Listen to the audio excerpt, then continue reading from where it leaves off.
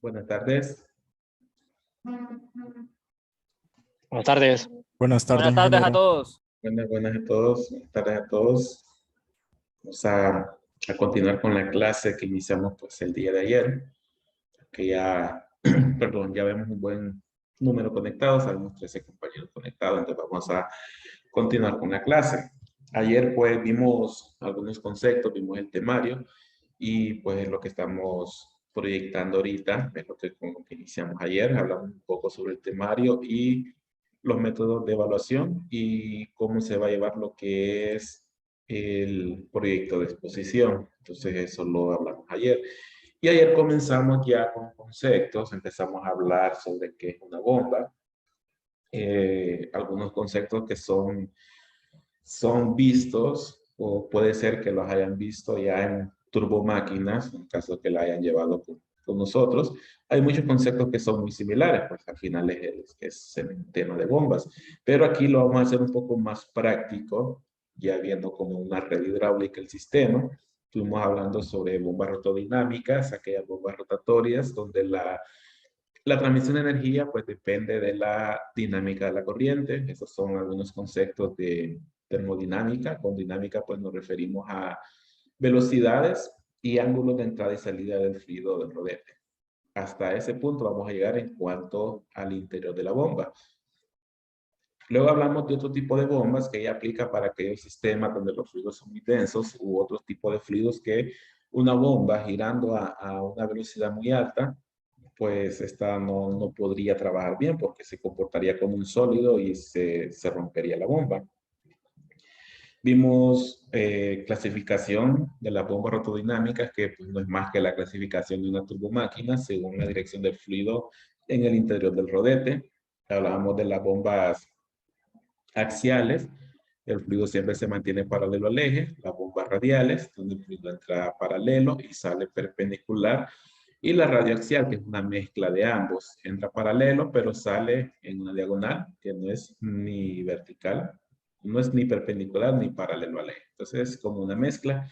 Y aparte hablamos ahí pues de la bomba de múltiples escalonamientos, y con las partes, pero lo vimos también con una imagen ya un poco más ilustrada, a diferencia de la imagen que teníamos anteriormente, que esta pues es una imagen del libro de turbomáquinas. Entonces ayer hablábamos que aquí tenemos algunas partes, o mejor dicho, podemos visualizar las partes de una bomba, la parte generadora de potencia, que puede ser un motor eléctrico, como es la imagen, o un motor de combustión, como las motobombas. Las motobombas o las bombas utilizadas en sistemas contra incendio, que tenemos una bomba diésel. En este caso, pues, un motor eléctrico. Tenemos por aquí un acople, que las bombas pueden tener un acople para separar la parte eléctrica de la parte húmeda. También tenemos aquí la carcasa, que es la carcasa espiral, la caja espiral que contiene todos los elementos en el interior. ¿Qué elementos contiene? Pues contiene el rodete, que es este que está aquí, es este mismo.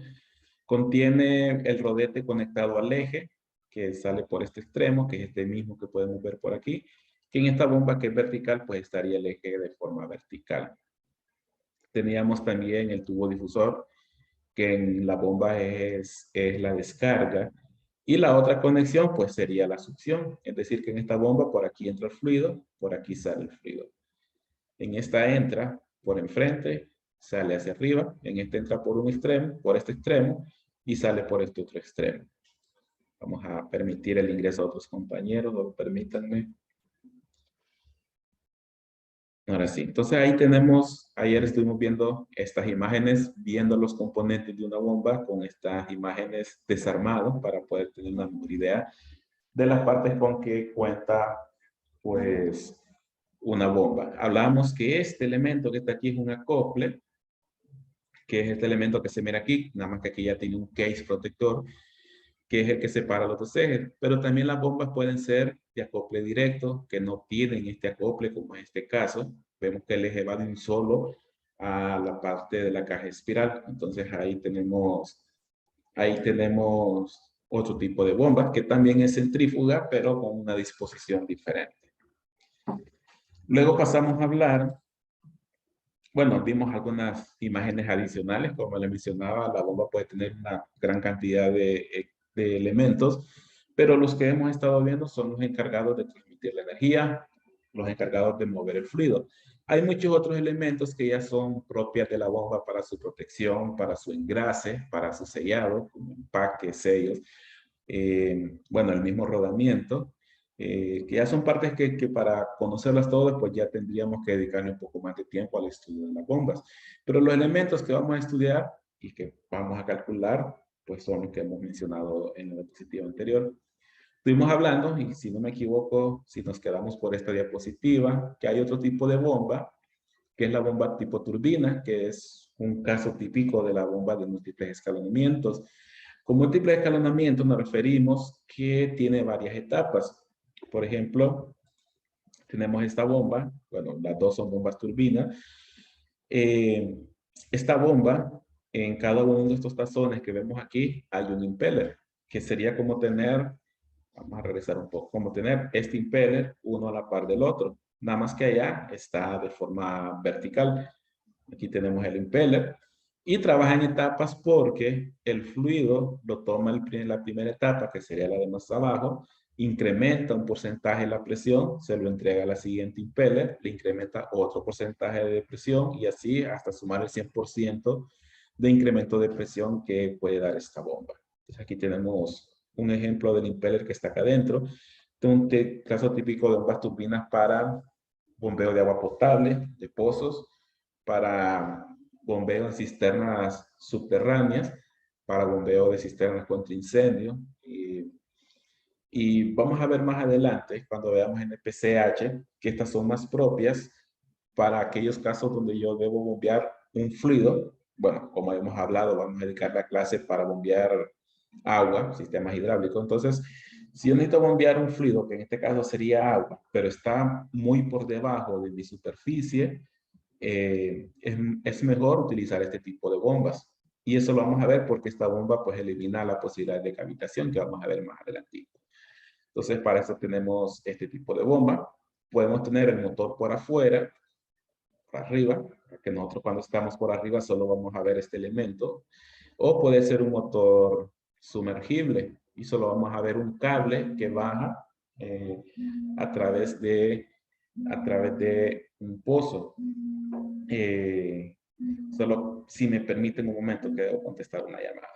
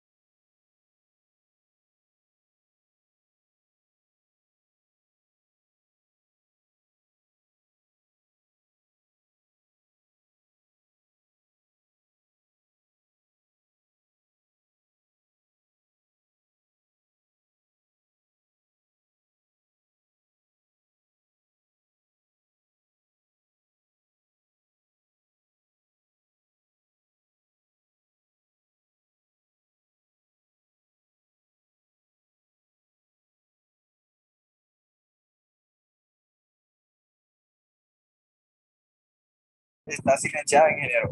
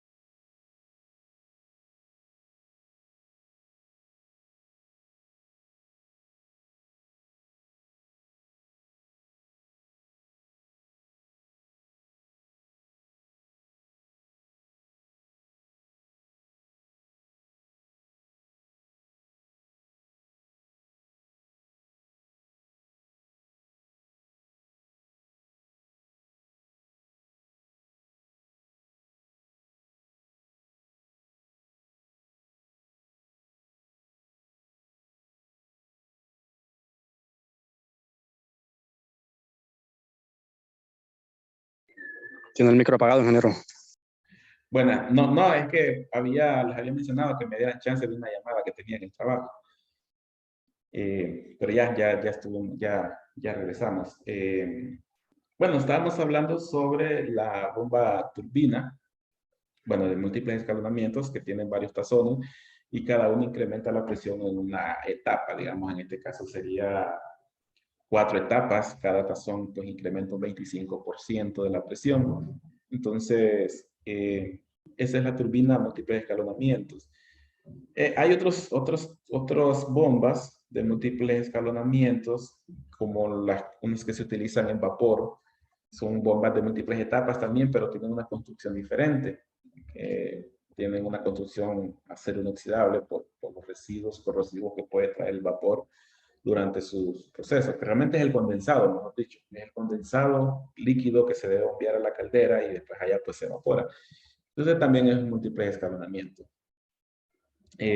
Bueno, ahí tenemos una imagen con un detalle, igual que en la bomba anterior, con mucho más detalles sobre las partes constructivas de esta bomba. Nuevamente, nos interesa conocer los elementos básicos que se encargan de transferir energía, es decir, los impellers o tazones, el eje, lo que es el tubo de descarga y lo que es el motor. Entonces ahí es la parte constructiva la que nos interesa. Sí nos interesa lo demás, pero quizás aprendernos 30 partes de una bomba en un día o una clase no va a ser tan propio, sino que mejor al irnos desenvolviendo con las bombas, poco a poco uno se las va conociendo y ahí las va manejando bien.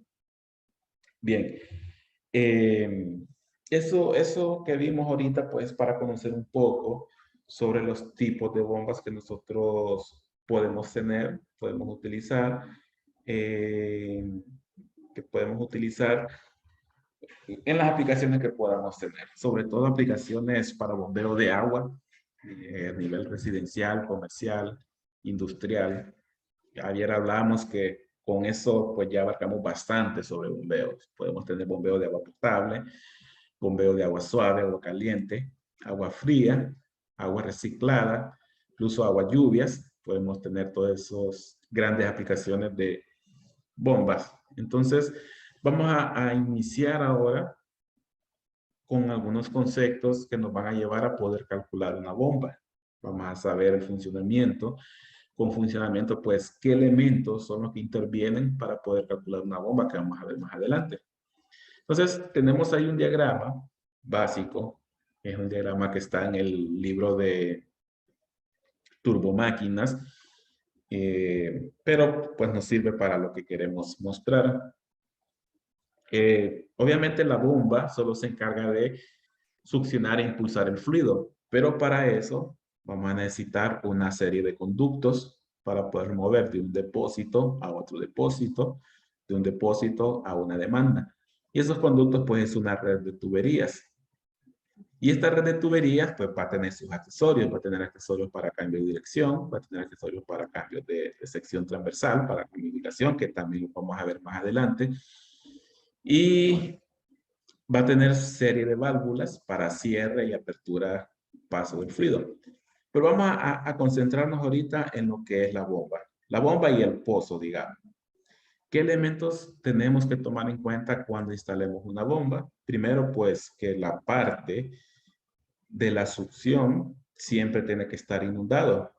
Si no, pues la bomba va a trabajar en vacío. Hay un tipo de bombas por ahí que puede trabajar con este tubo vacío, pero eso es otro tipo de bombas. Por ejemplo, nosotros tenemos que asegurarnos que aquí siempre esté inundado el impeller. Entonces, si esto se vacía, nosotros tenemos que hacer un proceso de llenado que muchas veces le llama proceso de cebado. Pero hay unas bombas de que son autocebantes y ellas pueden arrancar aunque el tubo esté vacío, pero podemos verlo más adelante. Ahorita, ¿qué necesitaríamos saber? Primero, debemos asegurarnos que donde yo succione el fluido no entre suciedad, piedras que pueden llegar a la bomba. Entonces podemos colocar en la parte de abajo un filtro. También para evitar que esta sección se vacíe, podemos incluir que este mismo accesorio también tenga una válvula check, que aquí lo rotulan como válvula pie con alcachofa, pero al final es una válvula check con filtro. Entonces ahí tenemos algunos de los elementos que vamos a ir conociendo que debemos tener en nuestra red. Luego en la bomba, digamos que esta bomba en algún momento yo necesito hacerle mantenimiento, pero no quiero que las tuberías se vacíen. Entonces lo que hacemos es que colocamos una válvula antes y después.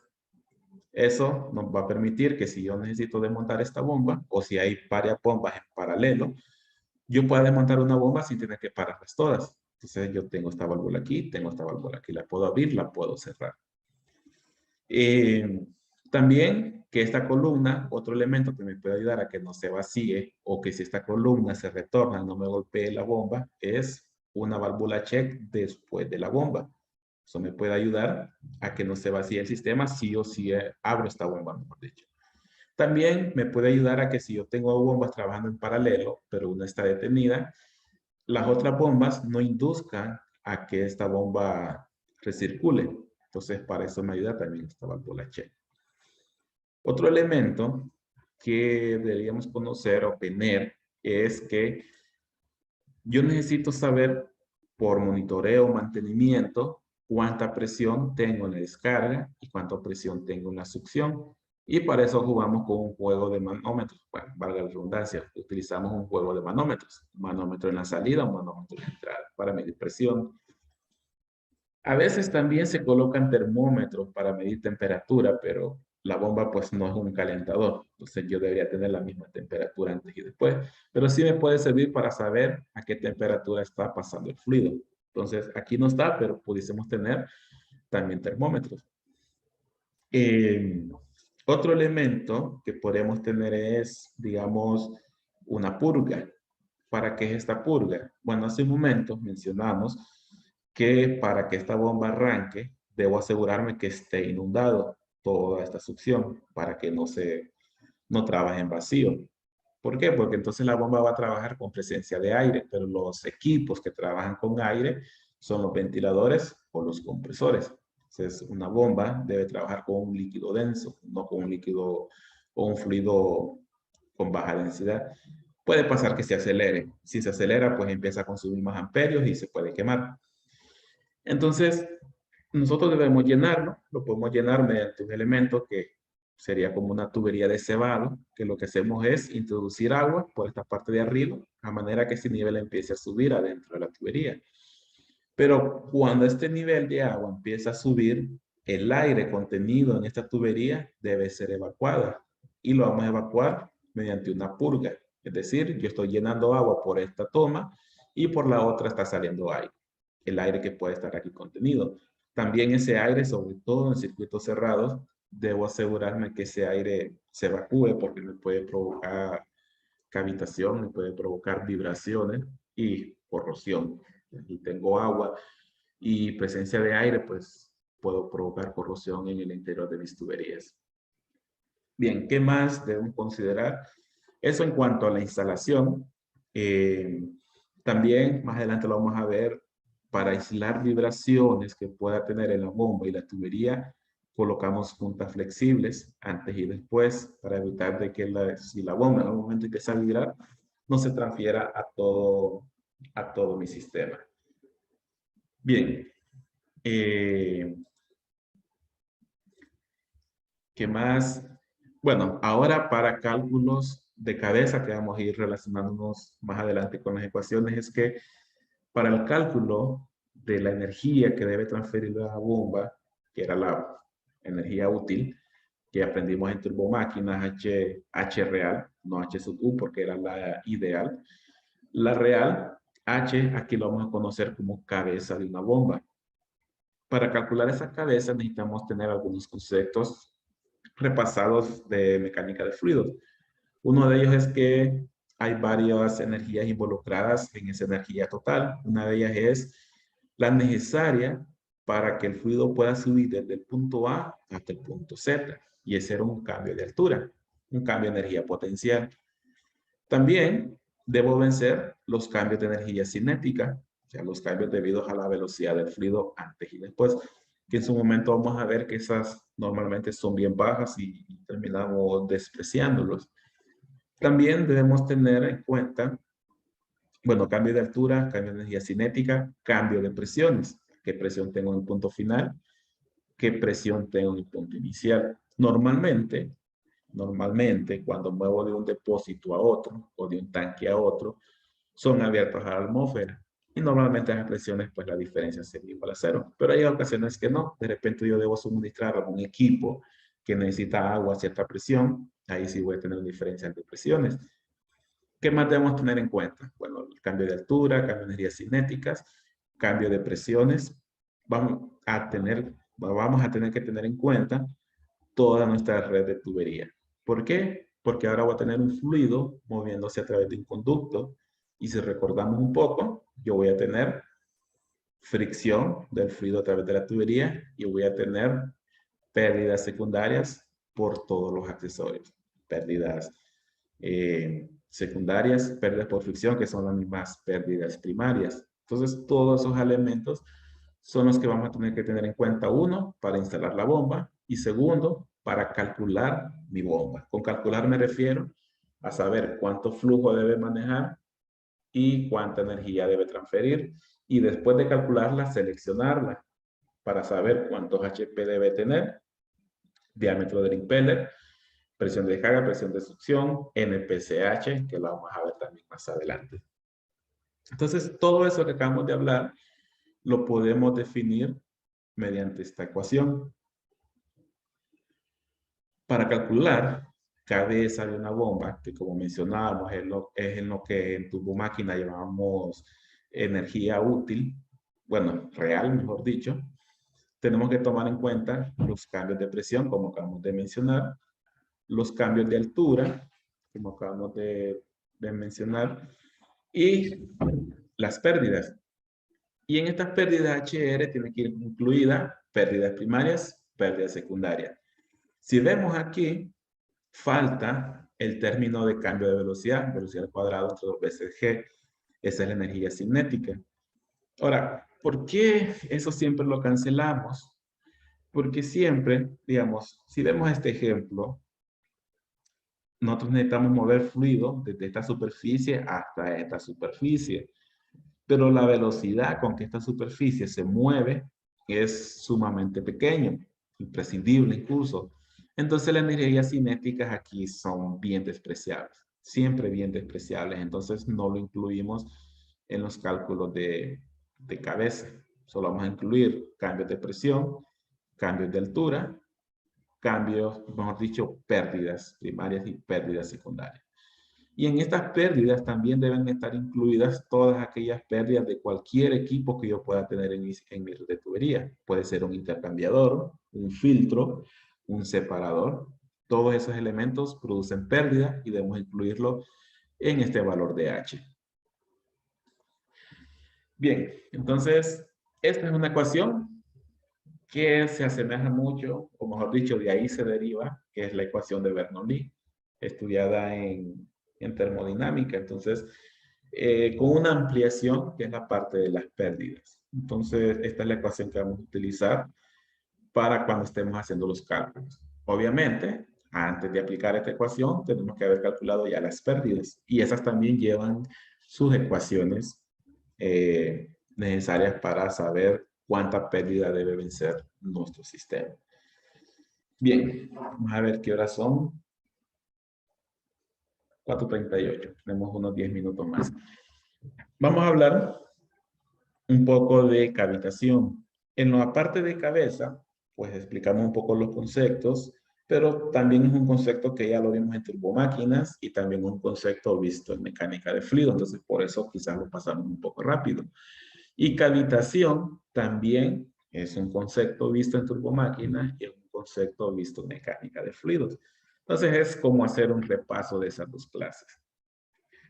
Bien, quizás si alguien ya está involucrado en mantenimiento, proyectos o trabaja con sistemas de bombas, va a conocer el concepto de cavitación, que es cuando esa bomba empieza a tener un ruido como arenilla, como arena, adentro del impeller, pero en sí lo que está dando es un choque de burbujas de aire con el rodete y con el tubo de succión.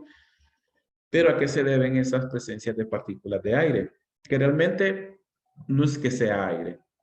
Puede ser aire, pero realmente lo que está dando es una evaporación espontánea del fluido en el punto de la succión. Bueno, voy a usar el cursor. Es una evaporación espontánea que se está dando en este punto. ¿Y quién está evaporando? Pues el mismo fluido, de ser el agua. El agua se evapora, pero como ese vapor no tiene hacia dónde salir, porque es un sistema cerrado, está dentro de un conducto, ese vapor viaja en forma de burbujas. Pero esas burbujas vienen a chocar con un elemento que está girando a altas velocidades. Y cada choque representa un golpe. Va golpeando, hasta que llega un momento que empieza a debilitar, empieza a crear poros, hasta que el sistema puede romperse, dañarse por completo. Entonces, eso es la cavitación. Es la formación de burbujas por evaporación del fluido en la succión de la bomba. Ahora bien, ¿cómo es que este fluido se puede evaporar? Si puede ser un fluido hasta agua fría. Entonces, ¿cómo vamos a poder evaporar ese fluido si está frío? Si yo sé que el agua, por ejemplo, se evapora alrededor de 100 grados. Bien, entonces ahí tenemos que hacer uso, recordar un poco. Bueno, vamos para tomar ese concepto, vamos a ver un poco qué es lo que puede provocar la cavitación. Puede provocar un choque continuo que va creando poros en los elementos rotativos. Aunque no parezca, pero ese golpeteo empieza a crear poros en los elementos sólidos de la bomba, hasta que llega un momento que es tan frágil que pues, este se rompe. Y una vez que se rompió, ese pedazo de metal va a dañar todo lo que es la bomba. Y si continúa a través de la red de tuberías, pues puede ir dañando los elementos, accesorios, como válvulas o cualquier otro tipo de elemento. Entonces, esto es lo que podemos tener en caso de que nosotros tengamos cavitación.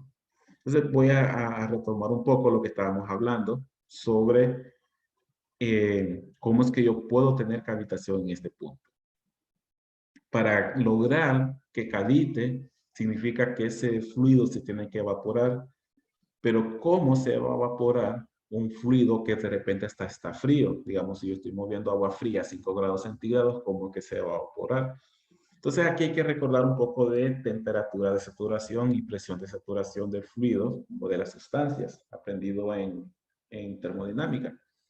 Yo puedo modificar la temperatura a la cual se evapora un fluido si modifico la presión a la cual se encuentra ese fluido. Y si aprendimos de termodinámica, que para eso yo tengo esta tabla aquí, podemos ver una serie de combinaciones entre presión de saturación y temperatura de saturación. Por ejemplo, si este fluido, que es agua, se encuentra a 2.89 psi, está hablando de presión absoluta, sea mayor a la atmosférica, se va a evaporar a 140 grados Fahrenheit. Si es condiciones atmosféricas, la presión de 14.7 psi hace que el fluido se evapore a 212 grados, no recuerdo ahorita, grados Fahrenheit, no 100 grados centígrados. Pero si yo creo una menor presión, por ejemplo a 2.89, se va a evaporar a 140 grados Fahrenheit. Si reduzco más la presión, digamos que a 0.81, 0.82 PSI, el agua se va a evaporar menos 25 grados Fahrenheit, que son como unos 30 grados centígrados. Y si sigo disminuyendo la presión hasta 0.17, se va a evaporar a 50 grados Fahrenheit. Incluso si lo llevase a 0.088, el fluido se va a evaporar a 32 grados Fahrenheit. Que a condiciones ambientales, 32 grados Fahrenheit es el punto en que se congela. Pero como yo no tengo presión atmosférica, sino que una presión menor, y esto es absoluto, o sea que esta es una presión negativa, si ya hablo de presión relativa. Es una presión por debajo de la presión atmosférica. Entonces, yo puedo evaporar el fluido a menores temperaturas. Ahora regresemos a nuestra bomba. Para que el fluido pueda moverse de este punto a este punto, nosotros hemos aprendido que los fluidos se mueven de un ambiente de mayor presión a uno de menor presión. Entonces, para que este fluido que está abajo pueda moverse a este nivel que está superior, por dentro del tubo obviamente, aquí tiene que haber una presión menor que esta superficie. Pero si esta superficie ya se encuentra en la presión atmosférica, yo aquí debo tener una presión menor a la atmosférica para que el sentido del fluido sea hacia arriba.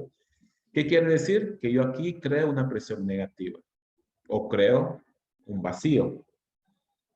Es decir, estoy creando esto, pasando de una presión mayor a una presión menor. Ahora, ¿qué pasa si ese fluido se encuentra a 50 grados Fahrenheit, que son como unos 10 grados centígrados, y para lograr que el fluido suba, yo debo crear un vacío de 0.12? ¿Qué va a pasar? La presión a la cual yo necesito bajar es menor, su temperatura de saturación es menor que la que realmente tiene. Entonces ahí el fluido se va a empezar a evaporar. Se va a empezar a evaporar, va a crear burbujas, va a haber cavitación. Bien, entonces, para lograr que haya cavitación, yo debo crear un vacío hasta un nivel de presión donde la temperatura de saturación del fluido sea exactamente la misma temperatura a la cual se encuentra ese fluido. Y ese momento de esa presión lo vamos a llamar presión vapor. Y no es más que la presión de saturación a la temperatura a la cual se encuentra el fluido. Es decir, si el fluido se encuentra a 75 grados, la presión vapor va a ser 0.43. Entonces, mi succión de la bomba no debe provocar una presión menor a 0.43 para evitar que eso, pues, no cavite esa bomba. Entonces, así es como puede pasar que aquí se evapore el fluido, aunque el fluido se encuentre a temperatura baja. Que en condiciones normales, pues, ese fluido no se evaporaría. Bien, bueno, eso es cavitación. Entonces nosotros lo que debemos hacer es seleccionar una bomba y instalar una bomba de tal forma que la presión en este punto no alcance un nivel mínimo en el cual este fluido se empiece a evaporar de forma espontánea. Y ese nivel mínimo es la presión vapor, que no es más que la presión de saturación del fluido a la temperatura a la cual se encuentra el fluido. Entonces, eso es cavitación. Vamos a ver qué horas son. 4:47. Vamos a quedarnos aquí para que conceptualicen, mejor dicho, lo que es cavitación y esto que acabamos de hablar de presión vapor o presión de saturación a la cual se encuentra el fluido. Para que mañana ya hablemos cómo nosotros podemos evitar que eso se dé, alcanzar ese nivel mínimo. Y hay una forma de evaluarlo, que es con el concepto de NPCH. Pero ya con el concepto de cavitación, vamos a tomar mañana a calcular ese NPCH, que es como una forma de saber cuánto puedo succionar sin que el fluido empiece a cavitar, empiece a evaporarse. Entonces eso lo vamos a ver mañana. Ya mañana pues pasaríamos a ver NPCH, golpe de ariete, que no lo hemos hablado, y hablar un poco sobre las pérdidas. Y ya ahí creo que la otra semana, lunes, por ahí terminaríamos lo que son conceptos y de ahí pasaríamos a la parte práctica de la clase. O sea, aplicar esas ecuaciones y empezar a calcular pérdidas y calcular una red hidráulica. Bien, entonces nos vamos a quedar por aquí. Vamos a continuar mañana, siempre a las 4:10. Y a menos que haya alguna consulta, si no, pues nos vemos mañana. Ok, está bien, ingeniero. Buenas tardes a todos. Bueno, buenas tardes. Buenas tardes.